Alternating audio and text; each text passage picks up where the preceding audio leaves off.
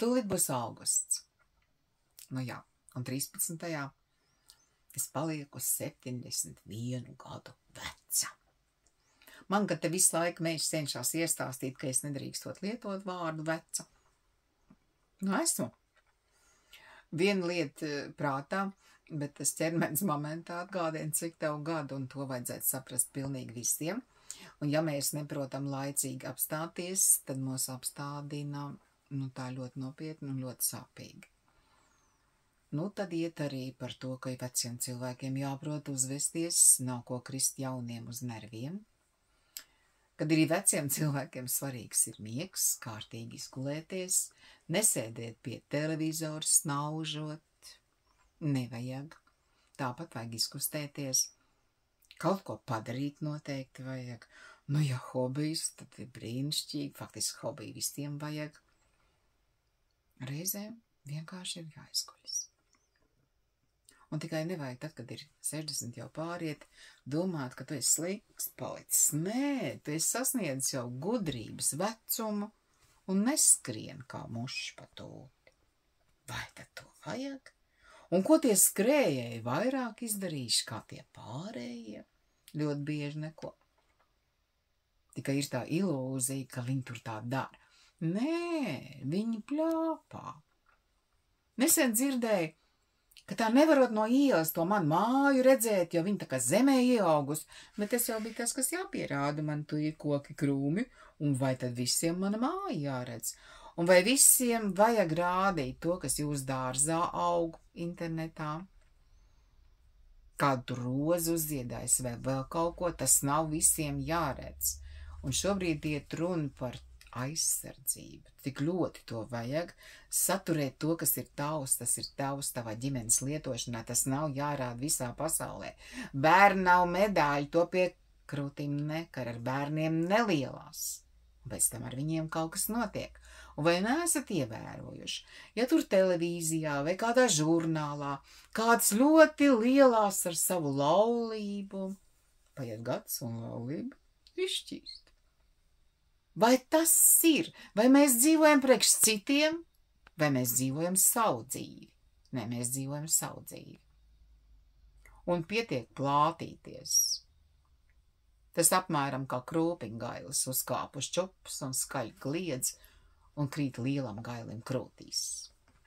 Parasti tie krūpiņgaili arī kārtīgi dabū. Un ir par ko? Ir katram sava vieta šai pasaulē. Un tā ir jāapzinās. Un ļoti nopietnas vārds – hierarhija, kuru arī vajag ievērot. Jo katram piedzimstot ir sava misija šai pasaulē. Un kādam ir vienkārši jāpiedzimst par labu darba darītāju. Un ar to vajag lepoties. Ar jebkuru darbu. Kā man šodien stāstīja, Spānijā par sētnieku ir ļoti grūti tikt. Jo strādāt viņi sāk ļoti agri, kad visi guļ. Un tad tur ir vēsāk, bet tad no rīta viņi sasveicinās pilnīgi ar visiem. Un tas gandrīz darbs pa blatu, jo to dod pašvaldība. Bet tur, ja sētnieks strādā, viņš strādā katru rītu, tur ir tīrs. Sētnieks aizrāda kādam, kas met kaut ko zemē, un tas ir tiesības. Un jebkuram ir aizrādīt tiesības, ja kāds neprot uzvesties un kaut ko met zemē. Un pirmām kārtām jums tādā veidā jāaudzina savu bērnu un mazbērnu, ka nevar tā mētāties, kaut kas apnīk un met zemē. Sāksim ar sevi. Nu ja. Līdz šim jau cilvēks ir bijis būtne, kas tikai atkritums ir radījis, gan uz zemes, gan ūdenī, gan kosmosā. Nu kas to visu satīrīs? Izskatās, ka negrib. Izskatās, ka vēl joprojām. Vai šī ir dzīve? Vai birža ākstīšanās pēc Trumpa šķaudiena katra maz ir ekonomika? Nē, tās ir spekulācijas un tā ir mānīšanās. Un kas šobrīd ir? Šobrīd izskatās, grab ko var, tūlīt nebūs nemaz. Mēs izdzīvosim. Mēs maza, gudra un strādīga tauta. No sliņķiem būs grūtāk. Nu, nekas. Mēs arī kartupeļus esam ēduši un varam ēst arī tagad. Mēs izdzīvosim. Bet mums ir jāturās kopā kā tautai, lai mēs viens otru atbalstītu, kaut vai ar labiem vārdiem. Un atkal man šonadēļ jautāja, kā tad es varu tik daudz strādāt? Pirmkārt, prieku, un es ar prieku saku cilvēkiem labus vārdus. Tad dariet lūdzu kā es, sakiet cilvēkiem labus vārdus. Sāksim ar labrīt. Un paldies un lūdzu. Tie jau ir tie vislabākie vārdi, jebkurā valodā. Un tas taču ir tik ļoti vienkārši.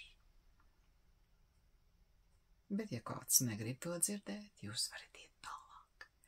Nu, ar varu jau mīļš nebūs. Gluži pārcensties arī nevajag. Bet kas ir? Mīliet sevi. Ir augusts. Mums jau ir Latvijā izaugušas lietas tirgo pērkamas, garšīgas. Nu, kas var būt labāks par mazsālītu gurķīti? Man arī šodien no tirgus atnesis vieno pēdu. Jūs teiksiet, ka vajag pašiem to taisīt, bet to burku jau nevar izēst. Un tad stāv tā burciņa, un vairs nekāds mazsālīts nesanāk. Augusts ir arī pūšanas mēnesis, tā to sauc senči. Šobrīd priekš ziemas var tikai zapci vārīt. Pārējais nepagaida. Un par burciņās likšanu saldētava ir labāka lieta. Vienkāršāk. Vai nu mums vajag tik daudz to sālu un cukuru lietot? Noteikti jau ne. Tās jau atkal ir kārtējās iedomas. Ka tik dar, un pēc tam met tās burkas ārā. Gadiem neviens neēd. Viņas ne tikai ārā jāmet, viņas vēl jāizmazgā arī. Kāpēc sev vajag lieku darbu gādāt?